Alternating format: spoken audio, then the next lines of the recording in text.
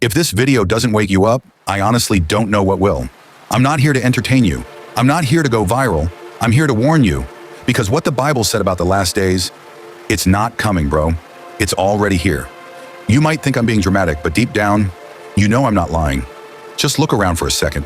Look at how messed up everything is. We've got people calling good evil and evil good.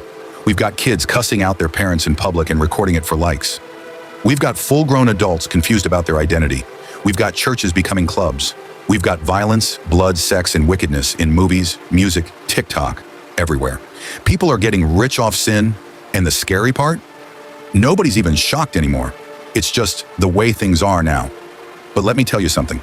This is not just the world changing. This is prophecy. The Bible already warned us this would happen. Let me hit you with the first verse. 2 Timothy chapter 3, verses 1-2. This know also that in the last days perilous times shall come. For men shall be lovers of their own selves, covetous, boasters, proud, blasphemers, disobedient to parents, unthankful, unholy. You tell me that doesn't describe what's happening right now.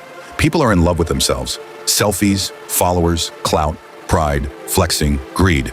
Disrespect is normal. Ungratefulness is everywhere. And being holy, that's almost a joke to the world now. This ain't coincidence. This is the last days for real. And instead of getting ready, people are getting more distracted. Let's go deeper. Listen to this next one. Isaiah 5 verse 20 says, Woe unto them that call evil good and good evil, that put darkness for light and light for darkness. That hits hard. People used to hide their sin, now they promote it. People used to fear God, now they mock him. And if you stand for truth, they'll cancel you, laugh at you, call you judgmental.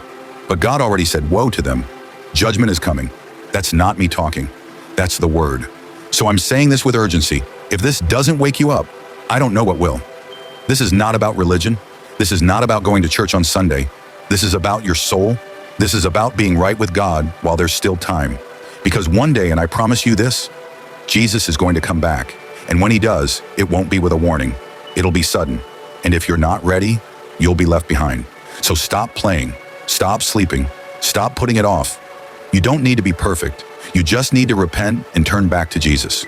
Comment, Jesus deliver me and set me free. Jesus deliver me and set me free. Amen.